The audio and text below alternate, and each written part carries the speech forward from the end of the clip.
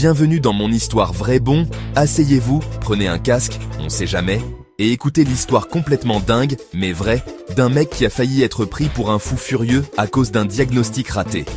Spoiler, c'est moi, et j'ai survécu pour vous raconter ça avec une bonne dose d'humour et un message sérieux. Ne laissez pas les normies vous coller une étiquette de zinzin sans vérifier ce qui cloche vraiment.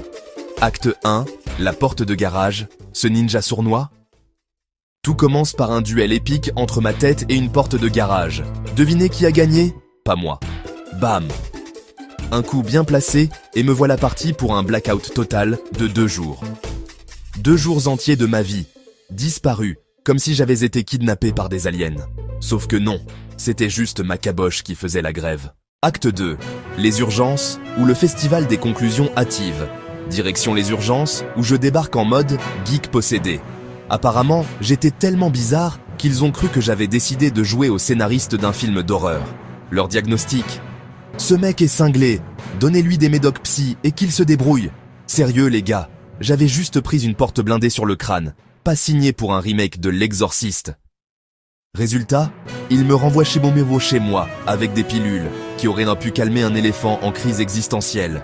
Merci les urgences, pour cette masterclass en incompétence. Acte 3. Perdu dans la nature, sauvé par la belle-sœur. Pendant ce temps, je me balade comme un zombie dans Strasbourg. Et je finis dans un kiosque à journaux. Oui, moi, le geek qui lit tout sur écran, je voulais acheter un magazine papier. Un magazine papier. Sika, c'est pas un signe que mon cerveau était en mode « Erreur 404, je sais pas ce qu'il vous faut ». Heureusement, ma belle-sœur, enquêtrice de choc, appelle les flics pour me retrouver. Merci, Frangine, t'es la MVP de cette histoire. Acte 4. La psychiatre qui sauve la mise. Ma femme, voyant que je déraille façon TGV sans frein, m'emmène chez une psychiatre. Et là, miracle, en 10 minutes chrono, cette femme géniale capte que non. Je ne suis pas en train d'auditionner pour un asile. J'ai juste une bonne vieille commotion cérébrale. Un coup sur la tête quoi. Elle me montre une vidéo de 13 secondes où franchement, j'ai l'air d'un type qui a vendu son âme à un démon de série Z. Même moi, je me reconnais pas.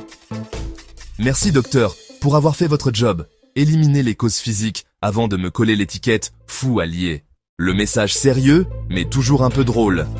Écoutez les amis, si vous prenez un coup sur le citron ou si vous commencez à agir comme si vous étiez possédé par un algorithme en panne, ne laissez pas les normies vous juger trop vite.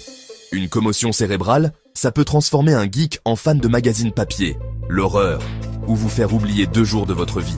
Ça peut même vous pousser à faire des trucs irréparables si personne ne capte le problème. Alors, avant de vous laisser embarquer par des diagnostics foireux, faites-vous checker par quelqu'un qui sait que le cerveau, c'est pas juste une boîte à émotions, mais aussi un organe qui n'aime pas les portes de garage.